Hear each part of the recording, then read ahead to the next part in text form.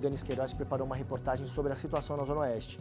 Que foi preso ontem, como a gente disse desde o início do jornal, o primo do Danilo Dias Lima, o Tandera. Pode rodar.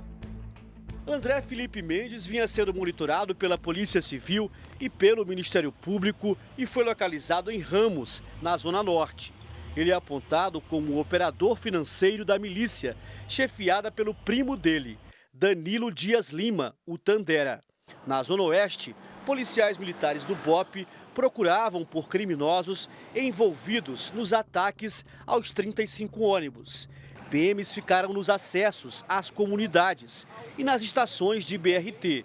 O clima ainda era de apreensão, ruas desertas, lojas fechadas, poucos carros circulando. Houve toque de recolher. 90% dos comerciantes da região fecharam as portas. Alguns empresários liberaram os funcionários mais cedo, com medo de novos ataques. Apesar da ameaça, o sistema de BRT funcionou normalmente.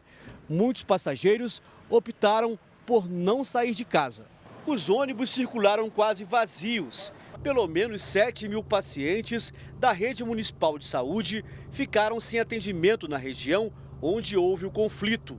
As escolas estaduais funcionaram normalmente, mas, segundo a Secretaria de Educação, devido à baixa adesão dos alunos, as aulas foram suspensas. Houve reforço no policiamento no entorno do cemitério Jardim da Saudade, onde o corpo do miliciano Matheus Rezende, o Faustão, foi sepultado. A avó dele e mãe de Zinho, chefe da milícia que domina a Zona Oeste do Rio, passou mal e teve de ser hospitalizada. A polícia investiga agora porque uma arma apreendida com Faustão estava registrada como sendo a arma de trabalho de um policial do batalhão de choque.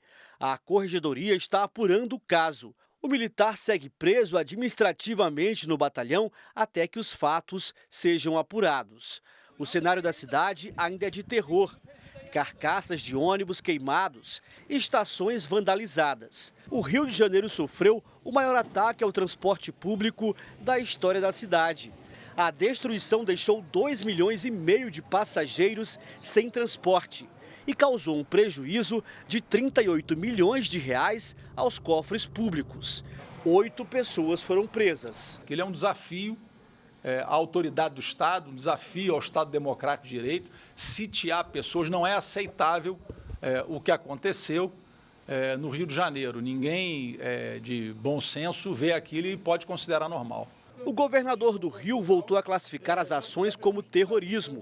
Cláudio Castro se encontra hoje em Brasília com o ministro da Defesa, José Múcio Monteiro. O que a gente está vendo é uma polícia civil e militar muito melhor equipada que outrora, inclusive o investimento que eu já fiz já é maior que o da intervenção, significativamente maior. Então eu não vejo por que nesse momento se falar em intervenção federal. O presidente Lula informou que já estuda o uso das estruturas dos ministérios, da Justiça e da Defesa para ajudar a combater o crime organizado no Rio de Janeiro.